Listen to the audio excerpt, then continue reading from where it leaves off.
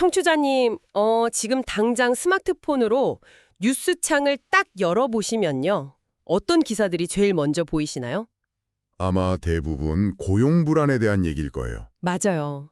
막 10중 8구는 AI 때문에 어느 기업에서 직장인이 수만 명 해고됐다 이런 되게 우울한 소식일 겁니다. 네, 사실 당장 내 일자리를 뺏기면 어쩌나 하는 공포가 있죠. 그렇죠. 내 밥그릇은 어떻게 되나 하는 엄청 현실적인 공포가 우리 사회를 덮치고 있잖아요. 네네.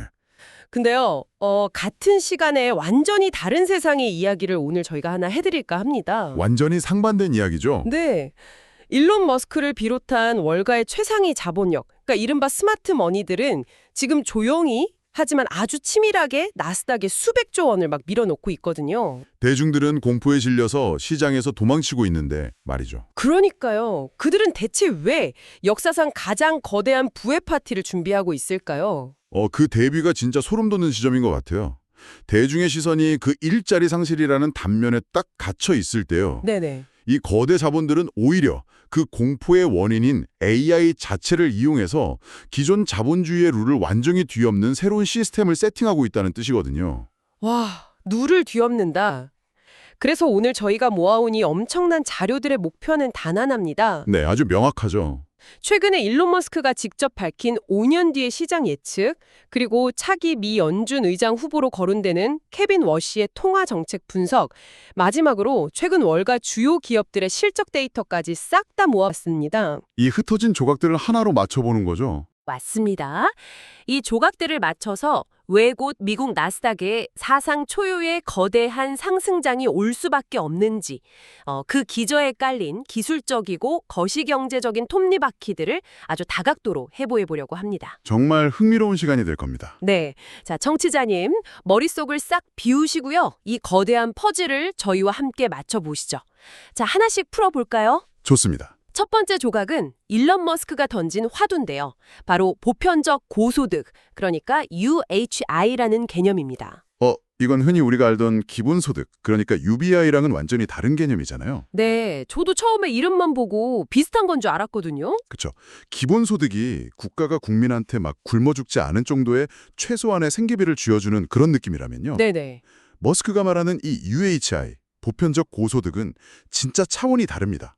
국가가 모든 사람한테 미국 기준으로 연간 약 10만 달러를 준다는 거예요. 와, 10만 달러면 우리 돈으로 한 1억 4천만 원 수준이잖아요. 맞아요. 그 정도의 막대한 구매력을 지급하게 될 거라는 엄청난 예측인 거죠. 솔직히 제가 처음 이 출처 자료 딱 읽었을 때는 막 코웃음을 쳤거든요. 아니 매달 통장에 1,000만 원씩 국가가 꽂아준다는 건데. 현실성이 없어 보이죠, 처음에. 그러니까요. 재원이 하늘에서 뚝 떨어지는 것도 아니고 어떻게 가능하냐는 거죠. 네, 누구나 그렇게 생각할 겁니다. 근데 자료를 끝까지 계속 파고들다 보니까 아차 싶더라고요. 이게 핵심이 돈을 얼마나 많이 주느냐가 아니었어요. 정확합니다. 핵심은 물건값이 얼마나 싸지느냐 있었죠. 맞아요. 그 논리 흐름이 진짜 충격적이더라고요. 네, 그 부분을 아주 정확히 짚으셨는데요. 머스크의 주장은 단순히 정부가 지폐를 무한정 막 찍어내서 돈을 나눠준다는 게 절대 아니거든요. 네, 그런 단순한 얘기가 아니더라고요. 인간의 노동이 전혀 안 들어가는 완벽한 무인 생산 체계, 그러니까 AI랑 휴머노이드 로봇이 결합했을 때 발생하는 그 극단적인 원가 절감을 보라는 겁니다. 그 부분 설명할 때 청취자님들의 빠른 이해를 위해서 자료에 등장했던 그 피자 비유 있잖아요. 그걸 한 번 더 확장해서 말씀드려볼게요. 네, 그 비유가 아주 찰떡이죠. 지금 우리가 먹는 피자 한 판이 10,000원이라고 치면요. 그 안에는 사실 밀가루 수확하는 농부 인건비부터 트럭 운전사 인건비, 그리고 반죽하는 주방장 인건비, 배달원 인건비가 다 포함되어 있는 거잖아요. 맞습니다. 거의 대부분이 사람 몸값이 들어가 있는 거죠. 네네. 근데 이 모든 과정을 테슬라의 옵티머스 같은 로봇이 대체한다고 한번 상상을 해보세요. 로봇이 농사짓고 배달까지 다 하는 거군요. 그렇죠. 근데 로봇은 24시간 쉬지도 않고요. 막 불평하지도 않고 노조를 만들지도 않잖아요. 네, 밥도 안 먹고요. 그러니까 생산 비용이 말 그대로 진짜 영원에 수렴하게 되는 겁니다. 그럼 10,000원짜리 피자가 막 100원, 10원 이렇게까지 떨어지게 된다는 거죠. 와, 이게 피자뿐만이 아니라는 게 더 무서운 점입니다. 그럼 다른 산업도 다 마찬가지라는 건가요? 네. 자동차, 스마트폰, 심지어로 주택 건설까지 경제 전반에 이 거대한 디플레이션 현상이 번지게 됩니다. 모든 물건값이 그냥 바닥을 치는 거네요. 그렇죠. 물건값이 이렇게 극단적으로 낮아지는 경제에서는 국가가 굳이 세금을 막 천문학적으로 걷어서 현금을 뭉텅이로 줄 필요가 없어요. 아, 굳이 돈을 많이 안 줘도 된다. 네. 기존에 받던 적은 소득만으로도 예전에는 막 상상도 못할 풍요로운 소비를 누릴 수 있게 되니까요. 아, 피자가 10원이면 10,000원만 있어도 1,000판을 살 수 있으니까요. 바로 그겁니다. 그게 일론 머스크가 말하는 실질적인 고편적 고소득의 진짜 정체인 거죠. 와, 그래서 테슬라가 자기들한테 돈을 제일 잘 벌어다 주던 멀쩡한 자동차 조립 라인을 멈춰버렸잖아요. 네, 최근에 아주 파격적인 행보를 보였죠. 저는 처음에 일론 머스크가 또 무슨 괴짜짓을 하나 속으로 생각했거든요. 근데 그 자리를 통째로 로봇 생산 라인으로 바꾼 이유가 이거였군요. 맞습니다. 테슬라는 이제 단순한 자동차 회사가 아닙니다. 노동력 자체를 찍어내는 회사로 진화하고 있는 거죠. 노동력을 찍어낸다? 진짜 소름 돋는 표현이네요. 테슬라가 내년까지 그 옵티머스 로봇 100만 대를 양산하겠다는 계획을 발표했잖아요. 가격도 대당 약 3천만 원 선으로 예상되고 있고요. 3천만 원이요? 자동차 한 대 값도 안 되네요. 그렇죠. 기업 경영자 입장에서 한번 생각해 보세요. 이거 진짜 거부할 수 없는 제안입니다. 아, 그쵸. 사람 한 명 연봉도 안 되는 돈이니까요. 네, 딱 3천만 원만 내면 퇴직금 줄 필요도 없고요. 야근 수당이나 감정 노동에 대한 보상도 전혀 필요가 없습니다. 완벽한 직원을 거의 영구적으로 고용하는 셈이니까요. 와, 그러면 인건비라는 그 기업 최대의 지출 항목이 장부에서 완전히 그냥 싹 사라지는 거네요. 진짜 인건비 혁명이 일어나는 거군요. 네, 기업 입장에선 엄청난 일이죠. 그렇다면 기업 영업이익은 그야말로 폭발할 수밖에 없겠네요. 직원들 월급으로 나갈 돈이 고스란히 그냥 회사의 순이익으로 꽂히니까요. 맞습니다. 바로 이윤 극대화가 일어나는 지점이죠. 단기적으로 보면 사람들은 일자리를 잃어서 엄청 고통받겠지만 이게 주식시장 관점에서만 딱 놓고 보면 기업들의 가치랑 주가는 막 미친 듯이 수직 상승할 수밖에 없는 구조네요. 네, 자본주의의 냉혹한 현실이긴 하지만 주식시장에선 최고의 호재입니다. 아, 이게 바로 나스닥 폭등을 이끌 첫 번째 톱니바퀴인 거군요. 정확합니다. 하지만 아무리 기술이 발달해서 기업 이익이 늘어난다고 해도요. 주식시장 전체가 사상 최고치를 뚫고 막 날아가려면 반드시 받쳐줘야 하는 게 있습니다. 그게 뭔가요? 바로 거시경제라는 더 큰 판이죠. 아무리 좋은 배를 만들었어도 강에 물이 다 말라버리면 앞으로 나아갈 수가 없잖아요. 아, 물이 없으면 배가 못 뜨니까요. 그렇죠. 그래서 여기서 우리가 주목해야 할 두 번째 톱니바퀴가 나옵니다. 바로 돈의 물줄기를 통제하는 미연준, 이 연준의 패러다임 전환입니다. 거시경제 패러다임 전환이요? 그럼 만약에 로봇이 물건값을 다 낮춰준다면 돈줄을 쥐고 있는 정부나 중앙은행은 어떻게 움직일까? 이걸 봐야겠네요. 네, 아주 중요한 포인트입니다. 그래서 이 질문의 답을 찾으려고 저희가 차기 연준 의장 후보 1순위로 거론되는 케빈 워시의 최근 의회 인준 청문회 자료를 가져왔잖아요. 네, 시장에 아주 주목하고 있는 인물이죠. 근데 저 사실 이 자료 읽으면서 엄청 갸우뚱했습니다. 청취자님들도 아마 비슷하게 생각하실 텐데요. 케빈 워시 하면 과거 버냉키 의장 시절에 그 양적 완화, 돈 푸는 걸 극도로 혐오하면서 막 사표까지 던졌던 사람 아닙니까? 네, 대표적인 매파, 아주 강력한 긴축파로 알려져 있죠. 그쵸. 근데 대체 어떻게 이런 사람이 나스닥 폭등을 돕는다는 건지 도무지 이해가 안 가더라고요. 네, 초난적으로 딱 들으면 굉장히 모순적으로 느껴지실 겁니다. 원래 돈줄을 조이는 사람인데 주가를 올린다니까요. 네, 앞뒤가 안 맞는 것 같아요. 하지만 그가 이번 충문회에서 꺼내든 4가지 정책 변화 카드를 하나하나 뜯어보면요. 그가 왜 지금 빅테크 기업들한테 아주 완벽한 온상을 차려주고 있는지 알 수 있습니다. 오, 4가지 카드요. 첫 번째가 뭔가요? 첫 번째 카드가 바로 물가 측정 방식의 변화입니다.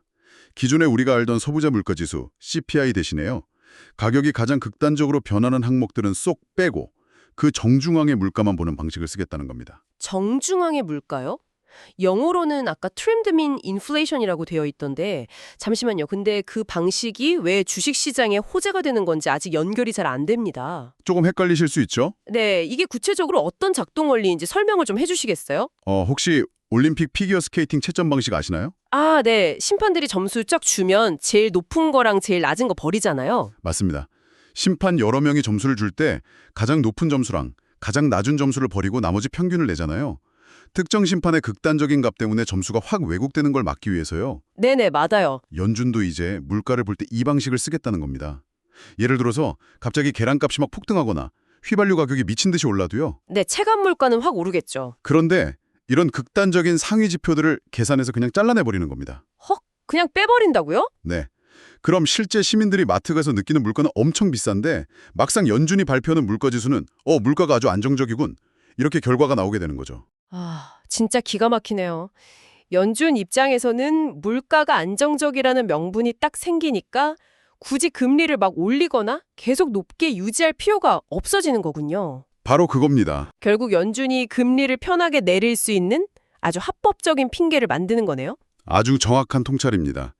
이게 첫 번째 카드고요. 두 번째 카드는 금리 예고제, 즉 포워드 가이던스의 폐지입니다. 아, 앞으로 금리 어떻게 하겠다 미리 말해주는 거요. 네.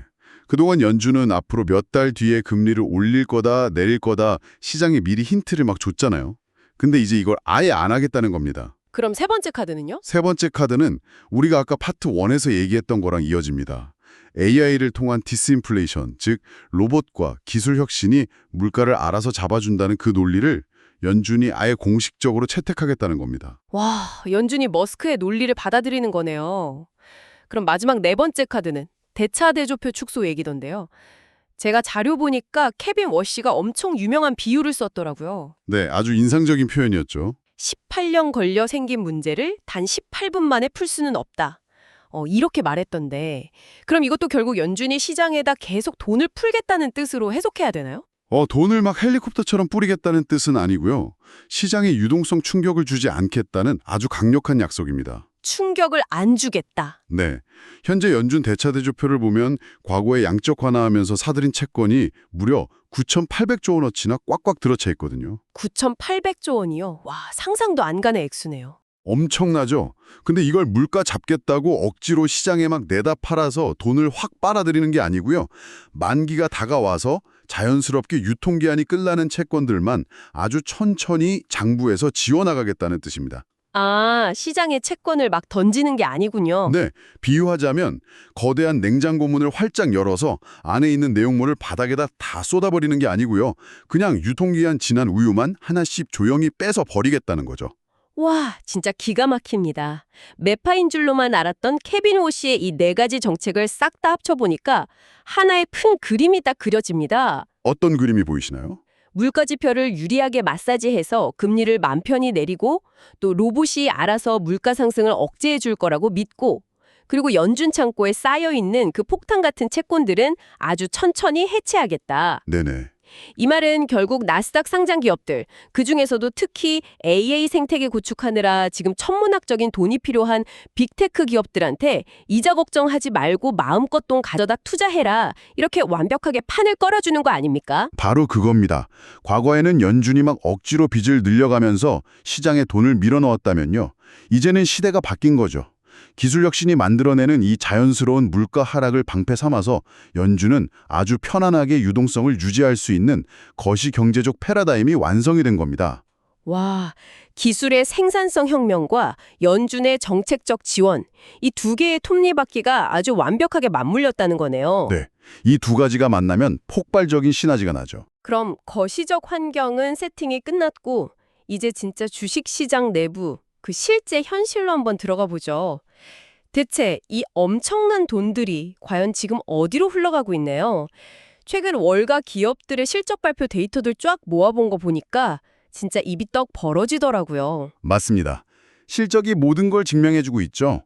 초기에는 사실 엔비디아 혼자서 나스닥 멱살을 잡더 끌고 가던 장세였잖아요. 네, 엔비디아 원맨쇼였죠, 거의. 근데 이제는 다릅니다. AI 인프라 투자, 이른바 캐펙스가 전 산업 분야로 쫙 번지고 있다는 게 이번 실적으로 명확하게 증명이 되고 있어요. 기업들이 미래를 위해서 쏟아붓는 설비 투자금, 그 캐펙스 말이죠.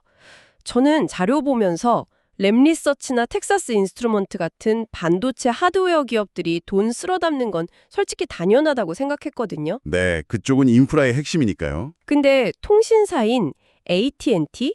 이 AT&T 실적이 미친 듯이 올랐다는 건 꽤 충격이었습니다.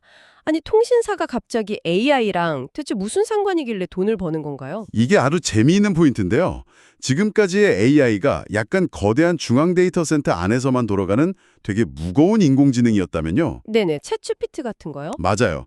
근데 이제는 그 단계를 넘어서서 우리 손에 들려있는 스마트폰이나 거리를 달리는 자율주행 자동차 안에서 실시간으로 돌아가는 엣지 AI. 이 엣지 AI 시대로 넘어가고 있기 때문입니다. 아, 단말기 자체에서 AI가 돌아가는 거요? 네. 그럼 수많은 기기들이 지연 없이 실시간으로 AI랑 통신을 주고받아야 하잖아요. 결국 엄청나게 고도화된 통신망이랑 동네 곳곳에 있는 지역별 데이터 센터가 필수적이게 되는 거죠. 와, 그러니까 AI 생태계가 마치 우리 몸의 실핏줄처럼 경제 전반으로 완전 뻗어나가고 있는 중이네요. 맞습니다. 인프라가 사방으로 깔리는 거죠. 거기서 한 걸음 더 나아가서 보면요. 이 생태계 확장의 끝판왕을 준비하고 있는 기업들이 있습니다. 저는 솔직히 세 번째, 톱니바퀴. 이게 제일 소름 돋았거든요. 네. 나스닥의 구조적인 변화를 가져올 기업들이죠. 바로 지금 나스닥 지수를 이끄는 7개 빅테크, 우리가 흔히 M7, 매그니피센트 7이라고 부르잖아요. 이 M7을 넘어설 수 있는 초거대 비상장 기업들이 지금 나스닥 상장문을 쾅쾅 두드리고 있다는 겁니다. 아주 거대한 자본의 이동이 예고되어 있죠. 샘 알트만의 오픈 AI, 그리고 엔스로픽, 거기다 일론 머스크의 스페이스X까지 이런 기업들이 줄을 서고 있어요. 이런 초거대 기업들이 나스닥에 편입된다는 건요. 청취자님들, 이게 단순히 유명하고 유망한 회사가 하나둘 상장한다, 이런 수준의 의미가 절대 아닙니다. 그럼 어떤 의미가 있는 건가요? 나스닥 100 지수 자체가 말 그대로 전 세계의 자본을 무한대로 싹 다 빨아들이는 거대한 블랙홀로 진화한다는 뜻이거든요. 블랙홀이요? 와, 그 표현이 딱 맞네요. 진짜 블랙홀. 특히 그 자료에서 스페이스X가 왜 머스크의 AI 기업인 xAI를 합병했는지 설명하는 대목 있잖아요. 거기서 진짜 무릎을 탁 쳤습니다. 네, 아주 기상천외한 발상이죠. 지금 지구상에는 AI 데이터 센터를 돌릴 전기가 턱없이 부족하다고 난리잖아요. 전력망이 아주 비상이죠. 그래서 아예 지구 밖 우주 궤도에다가 거대한 태양광 패널을 단 위성 데이터 센터를 띄워버리겠다는 겁니다. 지구 환경의 한계를 벗어나겠다는 거죠. 네. 우주는 구름도 안 끼고 밤낮도 없으니까 24시간 내내 태양광 에너지를 100% 효율로 다 흡수할 수 있잖아요. 그 스페이스X의 로켓 기술이랑 위성 통신망, 거기다 xAI의 인공지능이 하나로 쫙 합쳐지는 건데 이게 무려 2,300조 원짜리 미친 구상이더라고요. 스케일이 정말 어마어마하죠. 그러니까요. 이런 말도 안 되는 스케일의 유니콘들이 나스닥에 딱 들어오면 대체 주식시장에는 무슨 일이 벌어지는 건가요? 기존 M7이 M10이 되는 건가요? 네, M10 시대를 상상해 볼 수 있죠. 이걸 이해하려면 나스닥 100 지수를 하나의 거대한 VIP 전용 클럽이라고 한번 상상해 보시죠. VIP 클럽이요? 네, 전 세계의 퇴직연금이나 패시브 펀드 같은 어마어마한 규모의 눈먼 돈들이 매달 이 클럽 문지기한테 꼬박꼬박 돈을 맡겨둡니다. 아, 펀드 매니저가 개별 기업 분석해서 사는 게 아니고요. 아닙니다. 그냥 기계적으로 지수에 편입된 비율에 따라서 돈이 자동으로 쫙 입금되는 구조거든요. 네네. 그래서 스페이스X나 오픈 AI 같은 시가총액 수백조 원짜리 초고대 기업이 이 VIP 클럽 문을 퍽 열고 들어오는 순간요. 네, 상장되는 순간. 전 세계의 자본은 그 기업이 적자인지 펀더멘털이 어떤지 따지지도 묻지도 않고 그냥 기계적으로 그 주식을 폭풍 매수해야만 합니다. 구조가 그렇게 되어 있어요. 아, 그러니까 청취자님 입장에서 보면 내가 직접 어떤 회사가 이 AI 전쟁의 최종 승자가 될까 막 골머리 알아가면서 개별 주식을 고르지 않아도 된다는 거네요. 맞습니다. 개별 주식 리스크를 질 필요가 없죠. 그냥 나스닥 100 ETF만 사두면 이 클럽에 새로 들어오는 최상위 포식자들의 지분을 내가 자동으로 획득하게 되는군요. 정확합니다. 안에서 개별 종목이 뭐 오르든 내리든 싸우든 간에 결국 최종 승자가 된 기업의 시가총액이 빵 커지면서 지수 전체를 그냥 멱살 잡고 위로 끌어올리는 아주 완벽한 구조입니다. 와, 그래서 월가의 영리한 그 스마트 머니들은 특정 기업 하나에 몰빵해서 베팅하는 위험을 감수하기보다는 그냥 이 VIP 클럽의 입장권, 다시 말해 나스닥 100 지수 자체에다가 천문학적인 자금을 밀어 넣으면서 거대한 폭등을 기다리고 있는 거군요. 네, 그게 가장 확률 높고 구조적으로 승리하는 게임이니까요. 자, 그럼 이 거대한 변화의 흐름 속에서 청취자님은 도대체 무엇을 어떻게 준비해야 할까요? 자료를 보니까 가장 먼저 해야 할 일이 우리가 알던 기존의 상식을 완전히 버리는 거라고 아주 강하게 조언하더라고요. 네, 맞습니다. 과거의 룰이 더 이상 안 통하니까요. 수십 년 동안 투자의 정석, 아주 바이블로 불렸던 게 주식 60대 채권 40 비율이잖아요. 이 6040 포트폴리오가 이제는 시장에서 완전히 사망 선고를 받았다고요. 네, 채권이 포트폴리오 안에서 담당해주던 아주 중요한 역할이 이제 끝났기 때문입니다. 안전판 역할 말씀하시는 거죠? 맞아요. 과거에는 경제가 막 위기에 빠져서 주식이 폭락하더라도 연준이 금리를 확 내리면 채권 가격은 반대로 올라서 내 자산을 방어해줬거든요. 일종의 아주 훌륭한 충격 흡수 장치였죠. 네네. 그래서 항상 채권을 섞어놔라 했었잖아요. 근데 지금은 상황이 완전히 다릅니다. AI 혁명이 디플레이션을 일으켜서 전반적인 물가를 꾹꾹 누르고는 있지만요. 동시에 지금 전 세계가 편을 가르고 싸우면서 공급망을 막 쪼개는 탈세계화 현상이 벌어지고 있잖아요. 아, 중국이랑 미국 갈등 같은 거요. 그렇죠. 이런 지정학적 갈등 때문에 구리 같은 특정 원자재나 에너지는 계속해서 되게 비싼 가격을 유지할 확률이 높습니다. 물가가 내려가다 마는 거죠. 결국 채권이 예전처럼 내 자산을 지켜주는 안전판 역할을 전혀 못하게 되는 겁니다. 아, 그래서 그 채권의 빈자리를 실물 자산인 금, 골드가 채워야 한다고 전문가들이 입을 모아 조언하는 거군요. 네, 가장 확실한 해지 수단으로 금이 부상하고 있죠. 실제로 최근 자료들 모아본 거 보니까 중국이나 러시아, 그리고 중동 국가들 중앙은행이 달러를 버리고 금을 막 미친 듯이 쓸어담고 있더라고요. 엄청난 속도로 금을 매집 중이죠. 미국이 기축통화인 달러를 무기 삼아서 금융제재 막 가하는 걸 옆에서 똑똑히 봤잖아요. 그러니까 언제든 그냥 휴지 조각이 될 수 있는 미국 국채 대신에 진짜 실물 금덩어리를 자기들 금고에 산더미처럼 쌓아두는 게 현실이더라고요. 네, 그게 지금 글로벌 자금 흐름의 또 다른 아주 큰 축입니다. 그런데요. 청취자님 입장에서 제가 현실적인 반론을 하나 제기해 보겠습니다. 네, 말씀해 보시죠. 나스닥 100 지수가 뭐 구조적으로 오를 수밖에 없고 너무 좋은 건 다 알겠어요. 근데 솔직히 지금 지수가 이미 24,000포인트를 넘어서 사상 최고점 근처에서 놀고 있잖아요. 가격이 너무 높아서 부담스럽다는 분들 많으시죠? 그렇죠. 지금 들어가면 완전 꼭지, 상추 잡는 거 아니라 차라리 이 돈으로 한국의 되게 안전한 실물 자산, 예를 들면 강남 아파트나 꼬마 빌딩 같은 거 사서 매달 월세 꼬박꼬박 받는 게 심리적으로 훨씬 안전하고 이득 아닌가. 이렇게 생각하실 분들 진짜 많을 거거든요. 어떻게 생각하시나요? 당연한 의문입니다. 사실 심리적인 안정감이라는 측면만 놓고 보면 훌륭한 상택일 수 있죠. 부동산은 눈에 보이니까요. 네, 내 땅이 있으니까요. 하지만 여기서 우리가 뼈저리게 느껴야 할 핵심은 자산이 증식하는 속도의 차이입니다. 혹시 경제학 용어 중에 헨리, HENRY라는 단어 들어보셨나요? 그 헨리족이요. High earner, not rich yet. 그러니까 돈은 되게 많이 버는 고소득자인데 아직 부자는 아닌 사람들 일컫는 말 맞죠? 네, 정확합니다. 의사나 변호사 아니면 대기업 임원처럼 자기 능력 엄청 뛰어나고 연봉을 수억씩 받는 그런 엘리트 계층을 말하는데요. 네, 자기 능력으로 자수성가해서 돈 잘 버는 분들이잖아요. 근데 그분들이 왜 문제가 되는 건가요? 문제는요. 앞으로 다가올 AI와 로봇이 노동을 대체하는 시대에는 이 노동의 가치가 급격히 떨어진다는 겁니다. 반면에 거대 자본이 자기 스스로 돈을 불리는 속도는 인간이 아무리 자기 몸을 갈아 넣어서 버는 그 근로소득의 속도를 완전히 까마득하게 추월해버린다는 데 있습니다. 아, 근로소득이 자본소득을 못 따라간다. 네.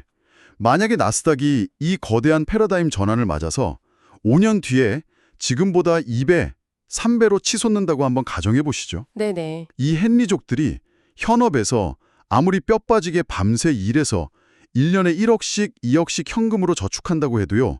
일론 머스크의 말처럼 원가 0원으로 무한 생산하는 그 기계와 AI, 그 혁신의 지분을 나스닥을 통해서 소유한 사람들의 자산 팽창 속도는 절대 따라잡을 수가 없습니다. 와, 듣고 보니까 좀 무서워지는데요. 그러니까 내가 직접 주방에서 피자를 굽고 조립 라인에서 자동차를 조립해서 내 시간과 노력으로 돈을 버는 시대는 아예 끝이 났다는 거네요? 냉정하지만 그게 현실로 다가오고 있습니다. 노동의 가치 자체가 막 0을 향해 달려가는 시대라면 내 몸뚱어리로 노동을 할 게 아니라 내 자본을 투자해서 저 쉬지 않고 일하는 옵티머스 로봇, 저 AI 컴퓨터들의 소유주가 되어야만 자본주의의 먹이사슬에서 도태되지 않고 살아남는다는 거군요. 완벽한 요약입니다. 대중이 단순히 내 일자리를 잃을까 두려워하면서 인터넷 뉴스에 달린 댓글들만 읽고 불안에 떨고 있을 때요. 월가의 그 똑똑한 스마트 머리들이 왜 이렇게까지 조용히 그리고 엄청난 규모로 수백조 원을 나스닥 지수에 밀어넣고 있는지 그 진짜 이유가 명확해지는 순간이죠. 맞습니다. 오늘 저희가 쫙 다룬 자료들의 핵심을 머릿속으로 다시 한 번만 싹 정리해 보겠습니다. 곧 다가올 미국 나스닥의 사상 최고치 랠리는 단순한 주식시장의 과열이나 묻지마 거품이 절대 아닙니다. 네, 아주 구조적이고 필연적인 결과죠. 첫째, 로봇과 AI가 만들어내는 원가 0원의 극단적인 생산성 혁명. 둘째, 물가지표를 아주 유리하게 해석해서 시장의 유동성 온상을 깔아주는 연준의 통화정책 패러다임 전환. 셋째, 스페이스X 같은 전 세계의 자금을 그냥 블랙홀처럼 강제로 빨아들일 초거대 기업들의 나스닥 편입니다. 하지만 물론 저희가 이 흐름을 무슨 종교처럼 맹신하고 무조건 투자해라 이렇게 말씀드리는 건 절대 아닙니다. 리스크 요인도 당연히 있겠죠. 그럼요. 천문학적으로 쌓여있는 미국의 국가부채가 언제 터질지 모르는 시한폭탄이 될 수도 있고요. 또 AI로 인한 대규모 대량 실업이 중산층 붕괴나 폭동 같은 엄청난 사회적 혼란을 야기할 그런 리스크도 분명히 존재합니다. 자산시장이라는 건 언제나 오르내리면서 요동을 칠 테니까요. 네, 맞습니다. 항상 주의해야 하죠. 하지만 그런 단기적인 시장의 변동성이나 대중의 공포, 그 이면에 아주 조용히 숨겨져 있는 이 거대한 자본주의의 룰 변경을 우리가 읽어내지 못한다면요.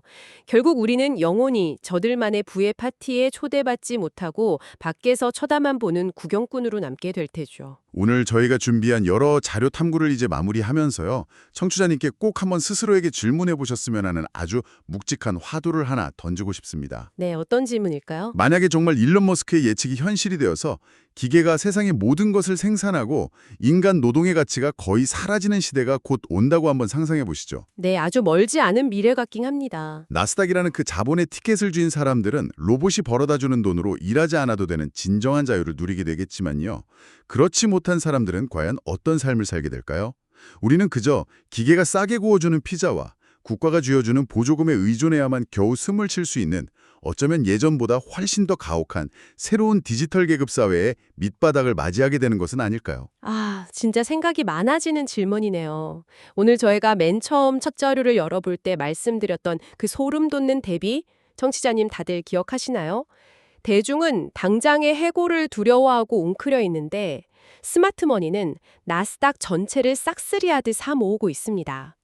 모든 육체적, 지적 노동을 기계가 대신하는 세상이 진짜 우리 눈앞에 왔을 때 청취자님 개인의 고유한 존재 가치는 도대체 어디서 찾아야 할지, 그리고 그 시대에 내 피 같은 자산을 어디에 위치시켜야 살아남을지 오늘 이 시간 이후에 꼭 한번 깊게, 아주 깊게 상상해 보시기 바랍니다.